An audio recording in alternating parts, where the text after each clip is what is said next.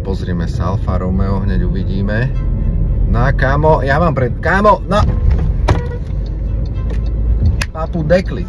Tak ako to teda je? Kto mal prednosť? Ja alebo on? Túto informáciu som si nechal overiť dopravným inšpektorátom Nitre a znenie bolo nasledovné. Prednosť v dvojpruhovom kruhovom objazde dáva vždy to vozidlo, ktoré sa preraďuje z jedného pruhu do druhého. A je jedno, či si vo vnútornom alebo vonkajšom. Keď sa preraďuješ proste z vnútorného do vonkajšieho alebo naopak, ty musíš dávať prednosť.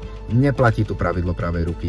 Neplatí tu ani to, že keď ideš rýchlejšie, tak máš prednosť. Takže ešte raz a pekne z vrchu. Predstav si, že ty si toto vozidlo a chceš z kruhového objazdu výjsť von.